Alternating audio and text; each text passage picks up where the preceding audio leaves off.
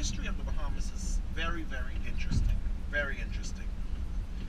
It is interesting for the fact that the Bahamas is an archipelago of about 700 islands and over 2,000 limestone rocks and cays, spread over 5,382 square miles, with a total population of about 358,600 people.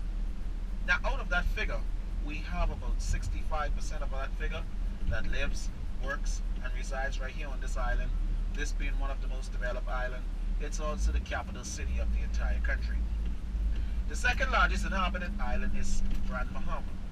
Grand Bahama is the nation's second city, and Grand Bahama has approximately some 45,000 Bahamians. The third largest inhabited island is Abaco. Abaco is the nation's third city, and Abaco has approximately some 18,000 Bahamians. The islands in the southern part of the country, their populations are very small. Some of the southern islands only have about 1,000 people. Some of the settlements, which are very small communities within those southern islands, only have as much as about 50 people. We have three major industries that drives our economy here in the Bahamas. The first one is tourism, the second one is banking and financial services, and the third one is agriculture and fishing and light manufacturing. We also have three basic standards of living. We have the rich, the middle class, and the poor. The good thing is, the rich and the poor are in the minorities, but the majority of Bahamians are middle class. You can use American currency while vacationing here in the Bahamas, but we have our own Bahamian currency. The Bahamian currency and the American currency has the same value. $1 American is equivalent to $1 Bahamian. Okay? Alright, let me just take a left right here. This is Bay Street. This is the main thoroughfare downtown Nassau. We have some of our major designer products here, major names here in downtown Nassau. But first I'd like to explain some of these historical buildings here to my right. In the Bahamas, we have three different branches of government. We have the executive branch, which consists of the cabinet. We have the legislative branch, which consists of our two houses of parliament. And then there's the judiciary. These buildings represents the legislative branch of government here in the Bahamas. We have, to my far right, we have a parliament. We have 38 members of parliament who are elected from over 38 constituencies, who meet in this very same building here to my far right every Wednesday to discuss laws and pass policies governing the country. The building in the middle is our Senate building. The Senate is the upper house, the parliament is the lower house. The Bahamas is dominated by two major political parties, the center-left Progressive Liberal Party and the center-right Free National Movement. We have had third parties forming throughout our history, but they were never able to win a general elections. Okay? The statue in the middle is the statue of Queen Victoria. Queen Victoria inherited the British throne at the age of 18 years old in the year of 1837. One of her very first acts as Queen of the British Empire was the abolition of slavery the very next year. Queen Victoria signed the Emancipation Proclamation abolishing slavery in the British Empire on the 12th of August, 1838. Out of the kind generosities of the freed slaves in the Bahamas, wanting to do something to say thank you to Victoria, they donated funds to have that statue erected to commemorate Queen Victoria. Today, Queen Victoria is the longest serving British monarch in the history of the empire. She served a total of 64 years. Okay? And that statue was placed there following her death in 1901. Now, this area here to my left, this is what we call Rawson Square. This was named in honor of our 1860s governor from England. His name is R. Rawson. In the middle of Rawson Square, there is a statue of our first Bahamian Governor General. His name is Samilo Bertram Butler. Samilo Butler became Governor General of the Commonwealth of the Bahamas upon attaining independence from the British. The Bahamas became an independent country July 10, 1973. And there is a statue of our first Bahamian Governor General, Samilo Butler. Okay? Alright, we're going to be moving right along. Now, in the Bahamas, I know in America your senators are elected. Well, in the Bahamas, our senators are not elected. They are appointed.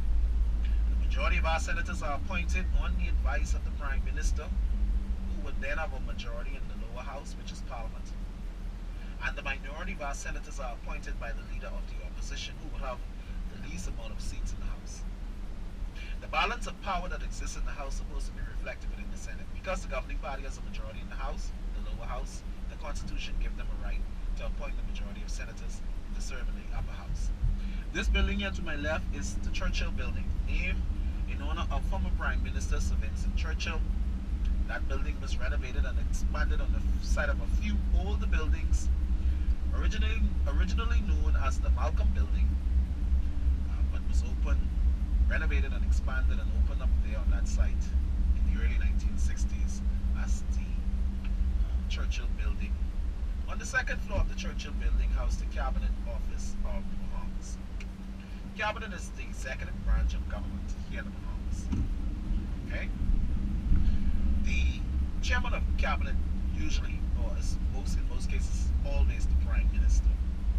Prime Minister gets to select cabinet ministers and members of parliament. Well, not members of parliament, but cabinet ministers. Okay? Alright. Okay, so elections in the Bahamas is held every 5 years. Okay? The Bahamas today is what you call a constitutional monarch, where we recognize the monarch of England, who is Queen Elizabeth, as the figurehead of government in the Bahamas. She is represented by a governor who is recommended to her on the advice of the Prime Minister. She gets to appoint that individual who conducts all of her that individual will conduct all the Queen's rule here in the Bahamas, which is basically ceremonial, where she entertains government officials and diplomats from other countries at Government House. And she also conducts swearing-in ceremonies of persons who are appointed to serve the government in different capacities. Okay, so the Bahamas is what you call a constitutional monarch. Okay, just like Canada, where we still recognize the monarch of England as the figurehead of government. Okay? Jermaine, how long do the senators serve? What's their term? Well, you see, the life of a senator is actually the life of a government. The government is elected for a 5-year term. So it's 5 years. Yes. Now, what usually happens after the 5-year term is expired, the Prime Minister will advise the Governor General, and that the Governor General will prorogue Parliament, and they will set a date for elections. Okay? So once Parliament is prorogued, that means all members of Parliament will become seatless. All senators will become seatless.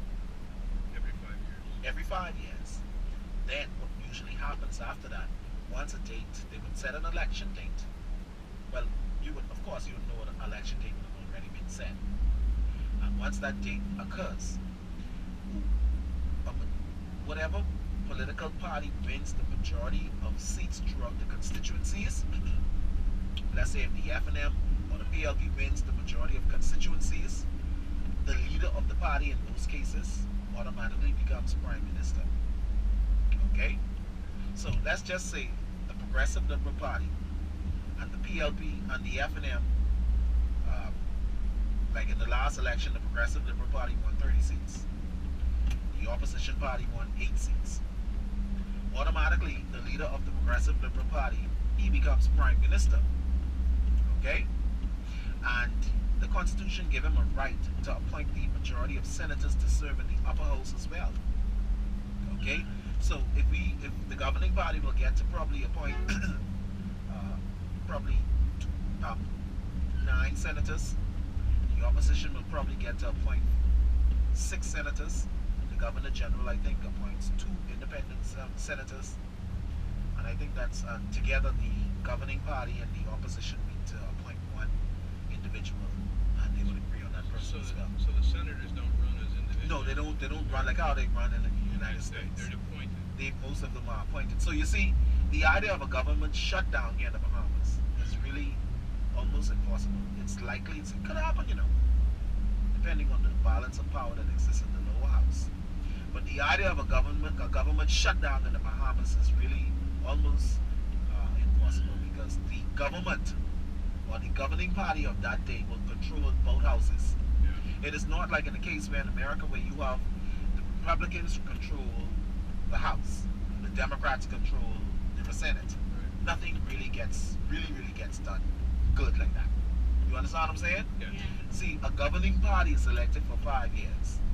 All right, in the Bahamas, the governing party has a right to bring forth their plans and their policies within that 5 years.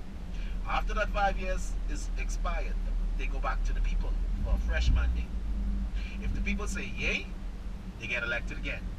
If the people say nay, they get fired. You see what I'm saying? So really, what I'm really trying to say is the way of our parliamentary procedures is that the governing party and their policies have a right to really take shape. Really. Now, if they fail on some of their plans, if they fail to implement some of their promises, the Bahamian people could hold them in the balance and say, look, you promise us this, you promise us that, you promise us this thing, and you ain't deliver. So why should we vote for you again? You understand what I'm saying? So when did all this start? When did this government start? Well, this is the British, our government is based on the British system of government, where we have elections every 5 years, although in England they have elections every 4 years. But in terms of ministerial government and party politics in the Bahamas, really the beginning of that era starts between like around 1950s thereabout. So it's fairly young. It is a young system, but we have had parliament in the Bahamas from as far back as 1729. But over the years, the Constitution of the Bahamas was amended to give the local Bahamian people more autonomy to govern themselves. Okay? One time ago, it wasn't always like this. We had a system where you had the British was basically in control of everything. But over the years, they start to give the locals more autonomy to create more policies and to make decisions on their own behalf. All right? I think the Constitution was really the Constitution was amended in 1962 for the first time, giving women the right to vote. Because prior to 1962, women couldn't vote in the Bahamas. All right, and then 1964, I think it was the Constitution was amended again, introducing this ministerial government, where the premier could appoint cabinet ministers. You know what I mean by cabinet ministers? He get to appoint a minister of finance, a minister of education, a minister of health, a minister. That's what we call ministerial government. And the Constitution was amended to pave the way for ministerial government here in 1964. All right, and that also ushered in a new political era in the country, where the country could have even make a move to try to get independence after that. All right. But the first political party in the Bahamas was started in 1953. That was the Progressive Liberal Party. The Progressive Liberal Party at that time was a party of the grassroots Bahamians. At that time in the 1950s, we were not always a unified country. We had a lot of social problems in the country. We had segregation in the country to a certain extent as well. We had all sorts of things going on in the country, and all of that the people of the country wanted to play a more active role in what's going on in the policy decision making of the country. Okay, so the Progressive Liberal Party was the political engine that kind of steered and changed the political future of the country, where it was recognized as the party for the grassroots people. All right. But they were not the government. In fact, at that time in 1957, I think they had a seat in Parliament in 1953.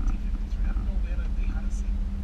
But anyway, as a result of the formation of the Progressive Liberal Party, another political party was born, which was known as the United Bahamian Party, which consists of the merchant class people, the people who were in control of big business in the country. They formed themselves into what you call the United Bahamian Party. I just want to show you this beautiful building here to my right. This is what we call the police headquarters. This is where the Commissioner of Police has his office. His name is Mr. Ellison Greenslade. Okay? As we're driving around, you mean you're going to tell us different things that you see? Yes, I will. I will, but it's just so much I have to tell you, like in this area here. You understand what I'm saying? But I definitely will be pointing out and explaining all the historical landmarks as we go along. Okay? But I just trying to squeeze it in right here because there's so much things for me to tell you right here. Right in the same vicinity, we'll be driving up. We'll have a lot of time to share a lot of information to you. Now we're coming into the historical fort. This is known as Fort Fitzcastle and the Queen's Staircase. This fort was built in anticipation of a French invasion. It was believed by King George III Napoleon of France is going to come here and capture this colony away from the British. The British built this fort as well as two other existing forts in the event of a conflict with the French. Okay, now, once the tour of the fort is complete, you can walk right here. I will be waiting on you. You will meet on top of the Queen's Staircase where I will be waiting on you and Philip will explain the history of the Queen's Staircase to you. Okay? Is that okay? Sounds good. Alright. Now, to my left we have the water tower. This water tower was built in 1928 as a water storage for this section of the island. The water tower stands at some 216 feet above sea level, thereby making it the highest point of elevation on the island. This fort was built in anticipation of a French invasion. It was built to protect the western entrance of the harbor, whereas it took 600 slaves who were boarded from West Africa who work a total of 18 hours a day with hammers and chisels, chiseling out this entire fort area out of a big massive rock. This fort, shaped like a old paddle wheel steamer ship, was built, designed like a ship by the British, so that people who are approaching the harbor, if they were to see this, they would actually think this is a ship rather than a fort until they are fired upon. Okay? However, the British had defeated the French in the Battle of the Nile even before Napoleon had a chance to set sail this way. Basically, these forts never really saw any action, but were used as a signal tower for the cruise ships coming into port. Okay? There'll be somebody to take you on a full tour of the fort. Once the tour of the fort is complete, we'll meet on top of the Queen's Staircase. Is that okay? Yeah. Alright, I will await on you on top of the Queen's Staircase. Thank you very much.